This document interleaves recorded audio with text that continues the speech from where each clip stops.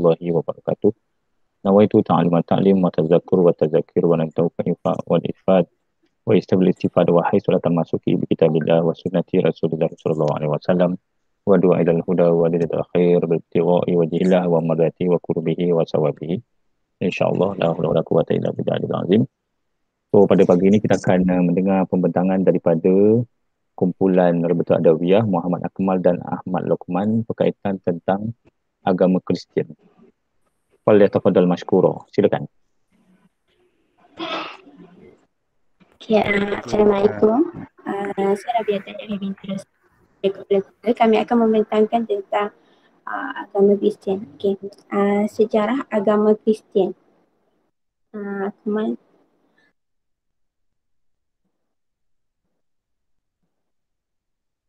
Okay. Sejarah agama Kristian. Okay, agama Kristian ni adalah agama yang terbesar di dunia, iaitu kira-kira terdapat 2.1 bilion penganut agama Kristian. Dan agama Kristian ni merupakan sebuah agama monoteism, iaitu berdasarkan kehidupan dan ajaran dari Yesus. Okay, agama Kristian ni juga merupakan agama yang diperkenalkan oleh Paul. Okay, Paul ni adalah seorang tokoh penting agama asal alam sehingga menjadi satu elemen dari agama yang sebenar. Maksudnya agama Kristian yang sekarang lah, itu diasaskan oleh Paul. Okay. Asasnya agama Kristian terdapat 3 aliran utama, iaitu Katolik Roma, Ortodoks dan Protestan. Slide seterusnya. Okay, terima kasih. Okay, agama Nasrani ni merujuk kepada agama Kristian,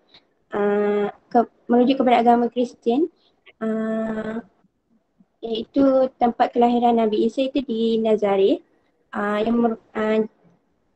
yang di Nazareth. Okay, Nabi Isa ni dikenali sebagai Jesus Christ oleh penganut agama Kristian. Okay. Dan kebanyakan penganut agama Kristian mempercayai bahawa Jesus Christ ni merupakan anak Tuhan ataupun jelmaan Tuhan. Selain itu, Jesus Christ juga dikenali dengan gelaran Al-Masih. Okay, gelaran Al-Masih ni memberi maksud orang yang diurap ataupun dilumuri. Itu yang merupakan amalan orang Yahudi yang menjalani upacara dimandikan sebelum mereka menjawat jawatan penting dalam masyarakat. Di mana menurut riwayat, Nabi Isa telah dimandikan oleh Nabi Yahya di Sungai Jordan sebelum diangkat menjadi Rasul. Okay, slide seterusnya. Okay, seterusnya ialah akidah agama Kristian. Okay, penganut agama Kristian mempercayai bahawa Yesus bersifat nasut, iaitu manusia, dan bersifat lahu, iaitu ketuhanan. Dan agama Kristian lahir ketika peristiwa berlakunya penyaliban Yesus Kristus, yang mana ia disaksikan oleh sekumpulan rabis. Rabis ni adalah pendeta. Setelah didapati mati, Yesus dikuburkan, kemudian bangkit semula daripada kematiannya. Dan mereka mempercayai bahawa kematian Yesus ni merupakan pengorbanan agung, yang mana tanda kasihnya Yesus pada umat dia. Okay, dan setelah itu dengan kematian Yesus ni mereka percaya bahawa wujudnya rekonsilisasi. Okay, rekonsilisasi ni ialah perdamaian antara manusia dengan Tuhan. Okay, setelah itu kebangkitan semula Yesus ni membawa maksud Yesus telah mengatasi fenomena kematian dan dosa ataupun kejahatan serta memberi kehidupan baru kepada orang yang mempercayainya. Seterusnya, penganut agama Kristian juga mengungkapkan penyataan keimanan mereka dengan Tuhan Bapa, Tuhan Anak dan Roh Kudus. Seterusnya,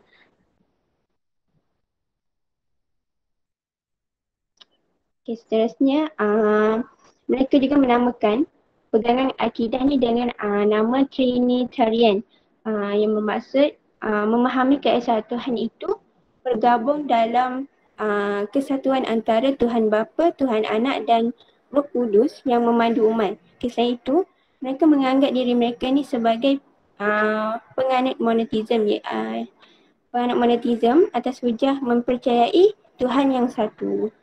Dan mereka juga mempercayai bahawa Tuhan menjelma dalam bentuk manusia yang rela dihukum mati sebagai pendosa bagi pihak orang lain. Dan mempercayai bahawa dunia akan berakhir dengan ketentuan yang ditandai dengan kedatangan kali kedua Yesus Kristus. Pada saya, Ustaz, diserahkan kepada pembedah seterusnya. Teruskan. Dia Jesus Okay. Christ bukan Chris. Okey, Ustaz. Okay, bismillahirrahmanirrahim. Assalamualaikum.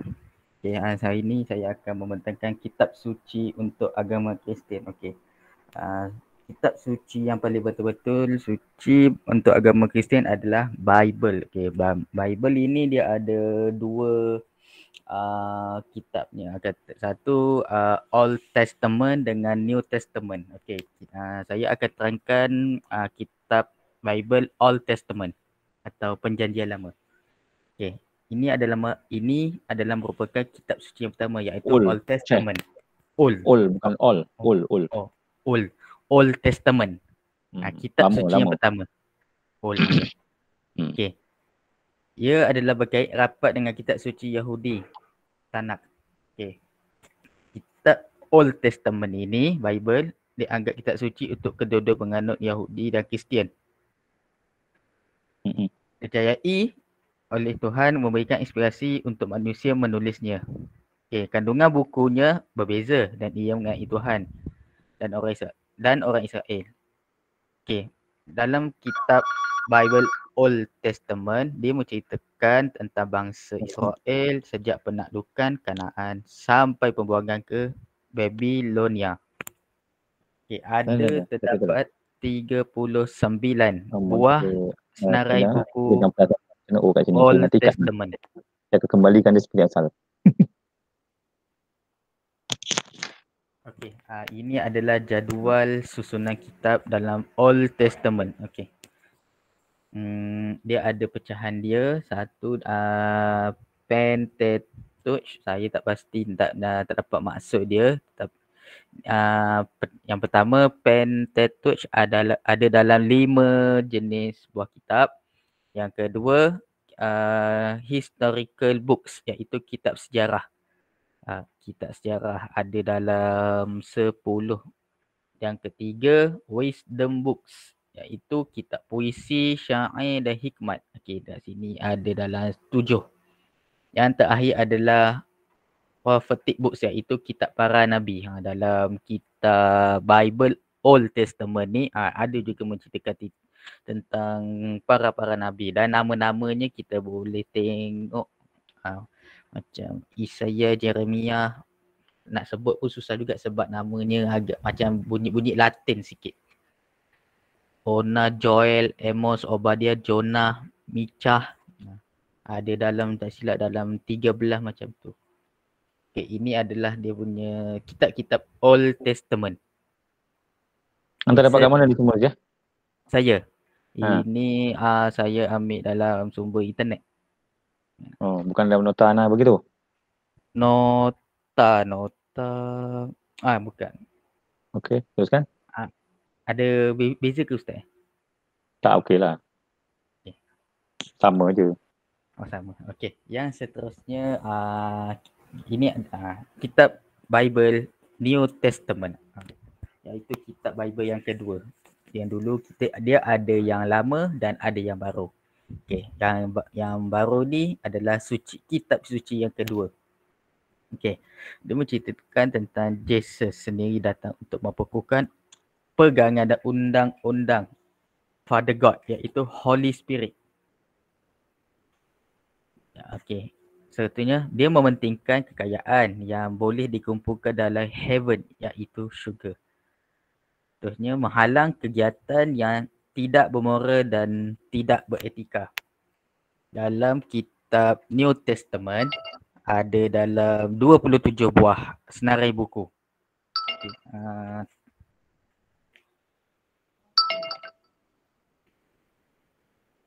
Okey, dalam kandungan kitab New Testament, dalam slide saya tak ada tulis tapi saya ceritakan sikit. Dia ada terdiri daripada 4 gospel, iaitu menceritakan kisah-kisah atau catatan sejarah tentang kelahiran, sejarah hidup, ajaran dan penderitaan sehingga tersalibnya Yesus, yakni Nabi Isa. Risalah yang berjumlah 23 itu memuatkan kisah mengenai cerita para rasul, sejarah pertumbuhan agama Kristen, ajaran Paul serta ketokohannya.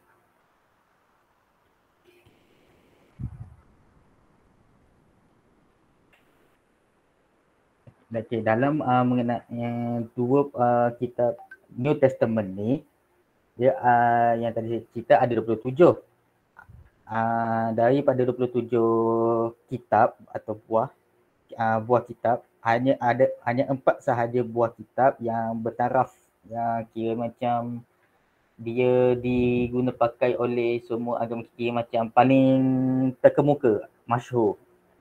Dan selebihnya dia adalah merupakan risalah-risalah sahaja.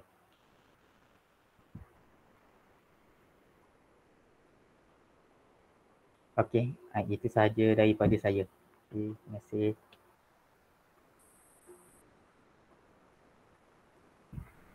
Assalamualaikum. Okey, seterusnya. Boleh suruh saya tak? Dengar. Okey, bismillahirrahmanirrahim. Okey, seterusnya kita bergerak kepada doktrin agama Kristian. Maksudnya pemikiran lah dalam agama Kristian ni.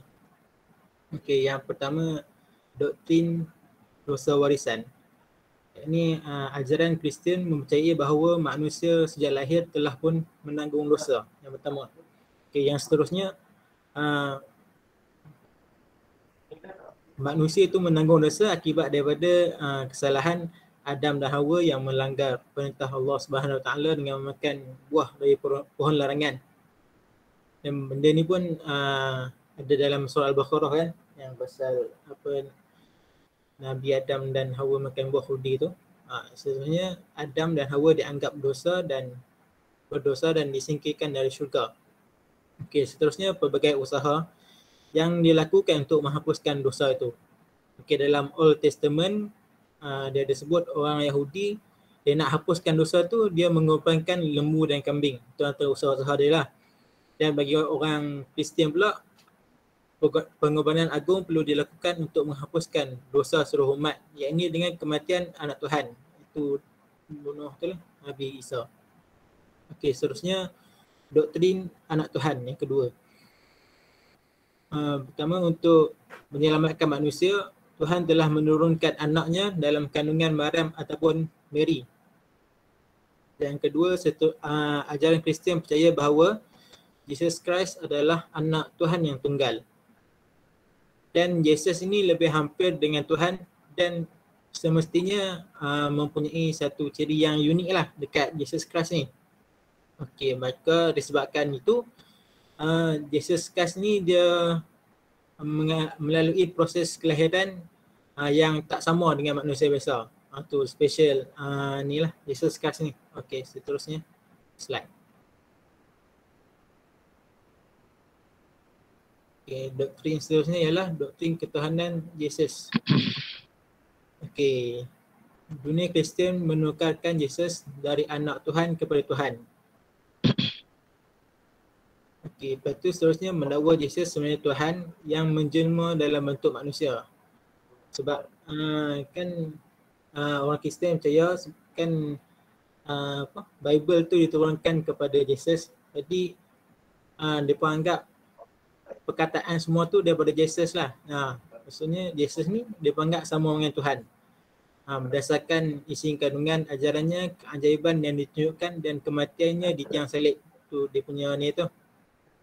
Akan tapi golongan Kristian seperti Jehovah Witness, Presbyterians dan Unitarian tidak mempercayai doktrin ini. Okay, seterusnya doktrin kesucian Trinity. 3 abad selepas Jesus Christ, dekat persidangan Malaysia dijadikan asas dalam ajaran Kristian secara resmi. Walaupun mendapat tentangan dari pihak yang berpegang dengan ketauhidan Tuhan, akan tapi mereka dihapuskan. Okey, seterusnya Tuhan bagi Kristian adalah Tuhan yang mempunyai 3 oknum ataupun 3 dalam 1 lah. 1 ataupun 1 dalam 3. Yang terdiri daripada Bapa Tuhan, Tuhan Anak tu silakan, Bapa Ibu dan Roh Kudus. Dan seterusnya ketiga-tiganya mempunyai kesamarataan kuasa. Dan doktrin ini tidak pernah diajar dalam Bible. Doktrin ini dia Paul lah yang buat apa doktrin ni. Okay, next slide.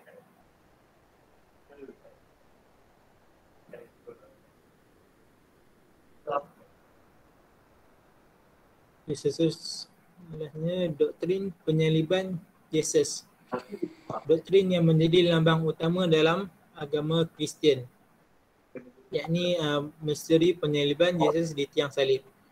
Yang kedua, orang Kristian mempercayai bahawa Tuhan menghantar anak tunggalnya Yesus ke dunia untuk menebus dosa-dosa manusia. Yang seterusnya, menyelamatkan manusia dari api neraka menerusi kaedah penyaliban. Itu doktrin-doktrin yang ada dalam agama Kristian. Okey, next slide.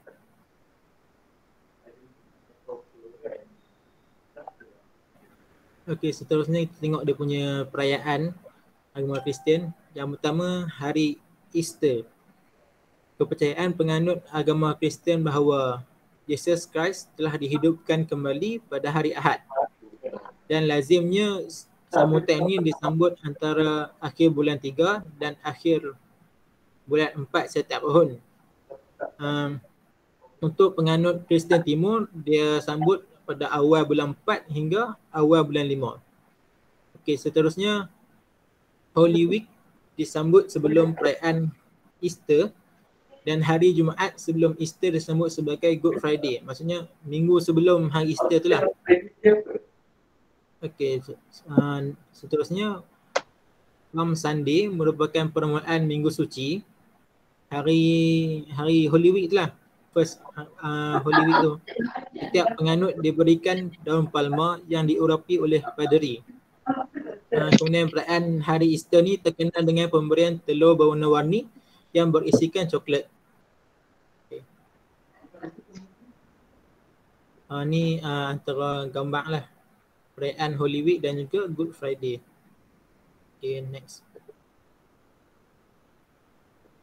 Okay, seterusnya perayaan hari Christmas. Diumum lah. Kan semua orang tahu. Dikenali sebagai hari Natal. Dan disambut pada 25 Disember setiap tahun. Memperingati, tujuannya untuk memperingati hari kelahiran Yesus di Nazareth. Tapi dia punya penyataan ni dia tak ada mana-mana fakta lah yang menyokong kelahiran Yesus di Nazareth ni, yang dipercayai bahawa Yesus dilahirkan oleh Mary di Jerusalem. Dan sambutan ni macam dimeriahkan lagi lah dengan pemberian hadiah, dan sambutan ni diberikan dan sambutan ni diadakan di gereja. Okay, next slide. Okey, seterusnya kita tengok pada agama Kristian pada pandangan Islam. Okey, pada asasnya agama Kristian adalah merupakan agama yang berpangkal pada ajaran tauhid dan kemudiannya menyimpang. Okey, kelahiran Nabi Isa disebut dalam Al-Quran dalam banyak tempat. Maksudnya pasal Nabi Isa tu lah dengan agama Kristian ni. Dan di dalam New Testament disebut sebagai nama Jesus. Dan kelahiran peristiwa kelahiran Nabi Isa juga, sejarah kelahiran Nabi Isa juga disepakati anak daripada keluarga ternama daripada kalangan ilmuwan Yahudi. Dan penyimpangan yang berlaku dalam agama Kristian ini berpunca daripada perbezaan keyakinan berkenaan peristiwa hukuman bunuh untuk Yesus Kristus lah ataupun Nabi Isa. Okey. bagi orang Kristian percaya bahawa Nabi Isa ataupun Jesus Christ ni benar-benar disalib, mati dan dikebumikan. Selepas 3 hari Jesus Christ ni bangkit semula. Okey, dalam agama Islam pula Nabi Isa tidak disalib, tetapi yang disalib tu salah seorang daripada pembantunya, iaitu yang bernama Judas Iscariot, yakni seorang pemelot lah daripada Nabi Isa, dan Allah menukarkan rupa paras dan suara seperti Nabi Isa. Dan peristiwa ni ada dalam Al-Quran tu surah An-Nisa ayat 157. Okay, seterusnya.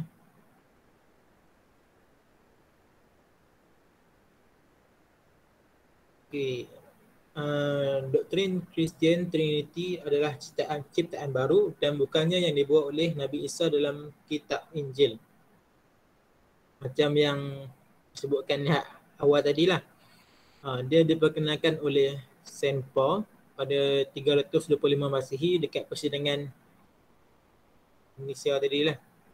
Okey, dan asalnya doktrin yang Saint Paul bawa ni memang ditolak lah. Hanya 318 daripada 2046 pembesar gereja yang menyokong idea Saint Paul ni lah.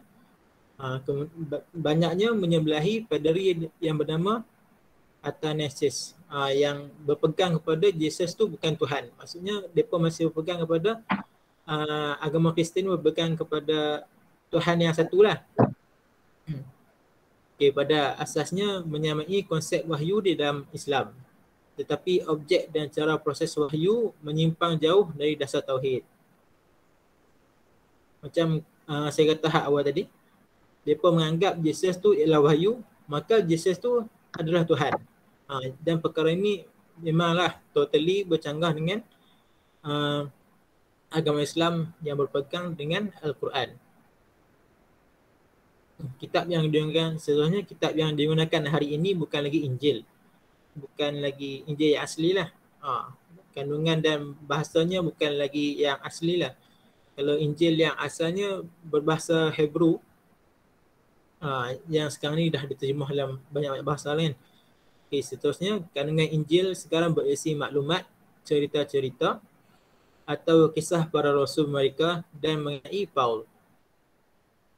Dan terakhir, Islam berkeyakinan penuh Nabi Isa adalah Nabi dan Rasul yang diutuskan oleh Allah dan bukannya anak Tuhan seperti yang diwawarkan dalam ajaran Kristian. Okay, itu saja. Terima kasih. Assalamualaikum. Salam. Anta itu ada tunjuk kat Ana kan slide ni?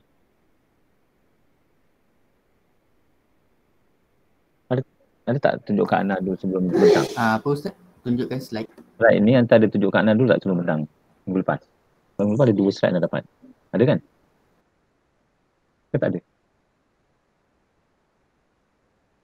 Hello? Sebelum Anta bentang hari ni, ada tak Anta email kat Ana atau WhatsApp kat Ana so time up? Oh, kebetulan saya tak ada Ustaz. Okay. Ada tanyakan kawan, siapa nak tanya? Ada siapa nak tanya soalan?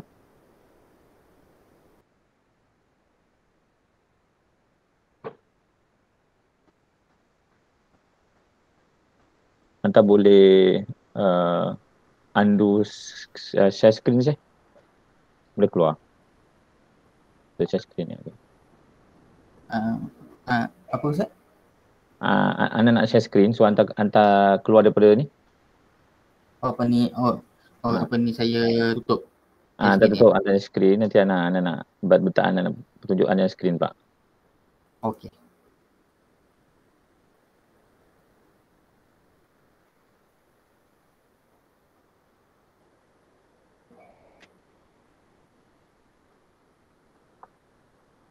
Okey. Bismillahirrahmanirrahim. Assalamualaikum warahmatullahi wabarakatuh. Tahniah kepada pembentang. Cuma ada beberapa, kalau tak ada soalan saya nak tanya beberapa soalan kepada kumpulan yang membentang. So saya dapat masa kita bentang ni, kalau boleh kita kena clearkan tentang asas agama tauhid dulu. Sebab ini adalah agama samawi. Kita kena beritahu Kristian ni ataupun Nasara ni adalah agama samawi. Agama samawi akidahnya ialah akidah tauhid. Itu premis awal kena clearkan dulu. Apa itu agama tauhid? Sebab di situlah kita akan melihat perbezaan serta penyelewengan yang berlaku. Anda kena beritahu tentang apa itu agama tauhid dulu, dan kemudian kemudian kita akan dapat bezakan antara yang Kristian yang diajar oleh ataupun akidah agama tauhid yang diajar oleh Nabi Isa serta penyelewengan yang dibuat oleh Paul. Itu kena clear. Lepas sejarah macam mana berlakunya Paul tu tak ada sejarah macam mana Paul boleh dan penyelewengan dan bagaimana cara ini berlaku. Okey. Jadi saya ingin simpulkan bahawa selepas 15 tahun peristiwa Nabi Isa AS yang dikejar oleh orang pendeta-pendeta Yahudi untuk dibunuh kerana membawa syariat yang baru, maka berlakunya tasbih, yakni ada orang Yahudi yang dimukakan sama dengan Nabi Isa. Kemudian Nabi Isa diangkat ke langit dan orang itu dibunuh dalam bentuk salib lah katanya, tapi sebenarnya bukan bentuk salib, dia bentuk Y. Jadi itu yang kita kena clearkan. Lepas 15 tahun baru Paul ni datang dan kemudian dia terus buat kenyataan bahawa Nabi Isa adalah anak Tuhan. Ini yang kita kena clear. Sebab di situ benda-benda ni kena beritahu. Dan kita kena beritahu bahawa Kristian yang benar-benar tulen ialah berada di Masjid Al-Aqsa pada hari ini. Sebab orang-orang yang Nasrani, orang Yahudi dan orang Islam yang tinggal di sekeliling Masjid Al-Aqsa pada hari ini adalah mereka yang benar-benar tulen dalam konteks akidah tauhidnya, dan mereka amat bersatu padu dan bersaudara. Yang ditunjukkan di dalam berita-berita peperangan apa semua tu semuanya adalah agenda-agenda politik Zionis. Jadi kita kena clearkan peristiwa itu tu supaya nak beritahu bahawa sebenarnya yang di luar daripada Baitul Maqdis ni ada penyelewengan. Ada satu agama, ada Kristen Koptik yang berada di Mesir. Sebiji macam orang Islam juga pakai tudung apa semua. So kita tengok bahawa sebenarnya yang masalahnya ialah dibawa oleh Paul. Kita kena tunjukkan Paul bawa masalah. Dan ini dipegang oleh seluruh dunia. Jadi yang apa dibunuh Nabi Musa itu dah penyelewengan mereka lah. Jadi Nabi Isa ni tidak membawa ajaran sesat, tapi adalah agama tauhid. Cuma pengikut dia tak ada masalah. Lepas 15 tahun kematian, yang so-called kematian tadi, berlaku penyaliban, wujudnya satu kumpulan yang dibawa oleh Paul ini yang datang ke Jerusalem, kemudian berkajian, dibuat pernyataan, kemudian dikejar, dia dibunuh. Paul ni dikejar untuk dibunuh oleh orang Islam, orang Yahudi dan orang Nasrani yang ada di Baitul Maqdis. Sebab mereka bersatu. Dia lari ke Rom, di situlah dia mengembangkan agama Kristian berdasarkan kefahaman dia.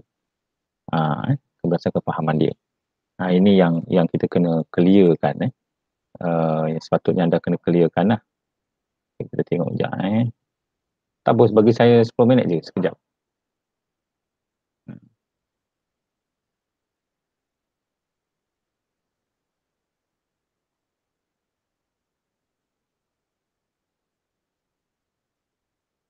Okey, ini contohlah.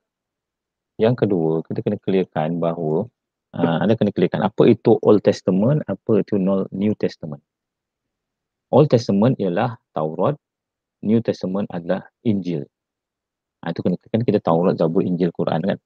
Jadi Taurat dan juga Zabur itu dikenali sebagai Old Testament.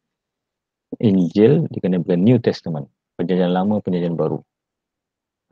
Jadi sebenarnya dia bukan Bible, tetapi dia adalah Taurat dan Zabur itu ialah Old Testament. Jadi diletakkan di dalam Bible juga yang pada hari ini setelah beberapa perubahan. Yang anda sebutkan tadi pertama, saya senai nama ini, itu adalah yang ada di dalam Taurat dan Zabur. Injil Dia ada surah-surah tertentu. Okey. Apa-apa pun gambaran yang tertulis di dalam gambar ini adalah sebab dalam Bible dia dah cuba gambarkan. Tapi dalam orang Islam, gambar-gambar yang mewakili yang disebut Nabi Isa ini adalah bukan.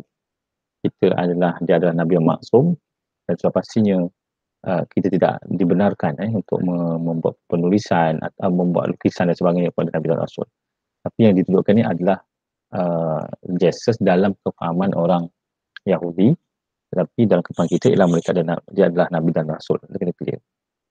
Kita kena clear sebab oleh kerana pertembungan yang besar pada hari ini ialah antara orang Islam dan orang Kristian utamanya berbanding agama lain, kita kena clear perkara ini. Ini di antara orang yang terlibat lah dalam proses pembunuhan Nabi Isa AS. Kita punya ni nama-nama lah surah. Okey, lukisan semua sebenarnya dan misalnya tidak ada berlakulah, cuma ini adalah gambaran-gambaran yang membuktikan yang cuba ditunjulkan.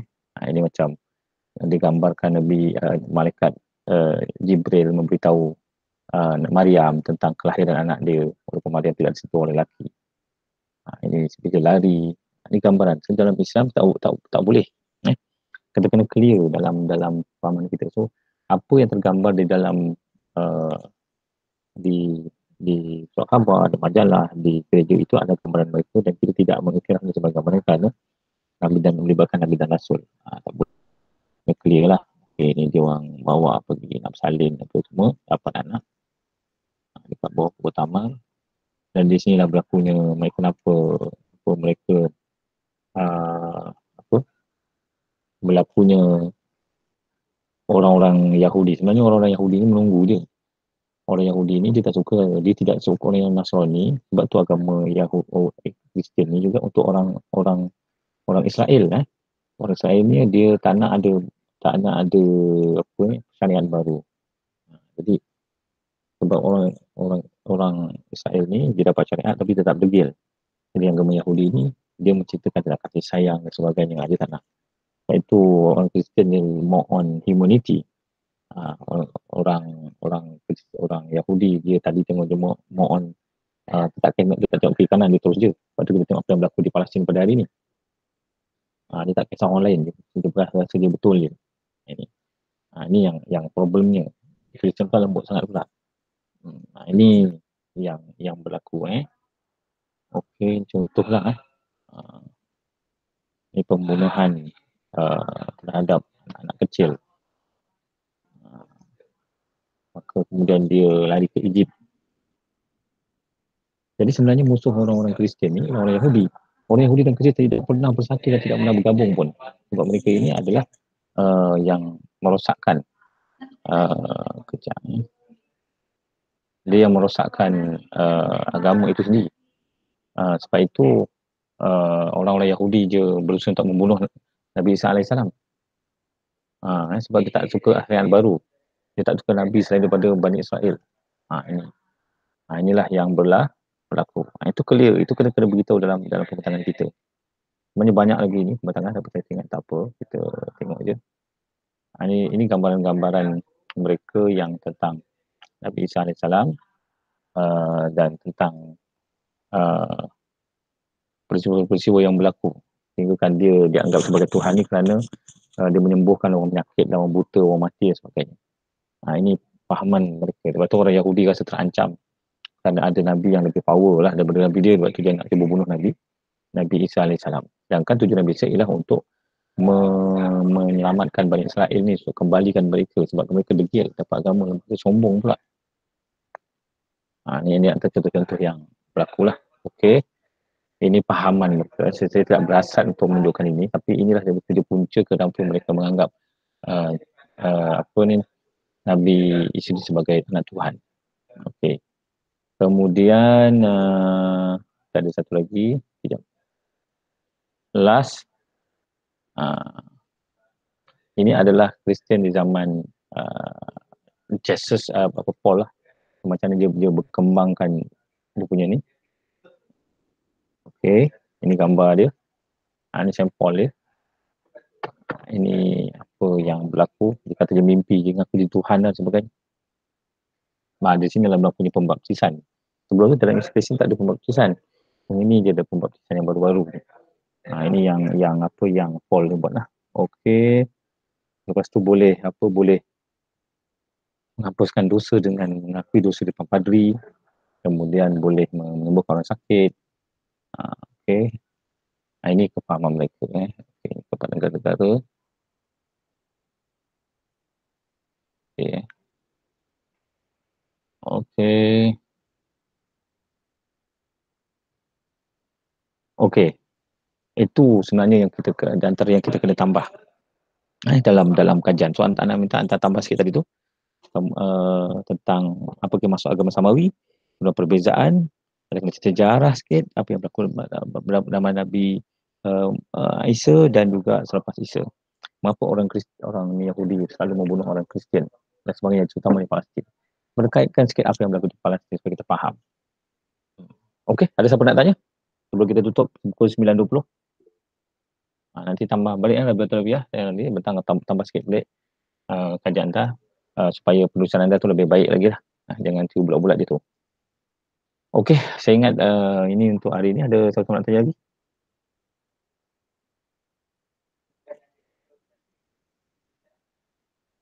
Ada siapa nak tanya?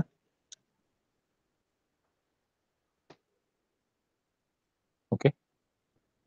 Okey, kalau tak ada apa-apa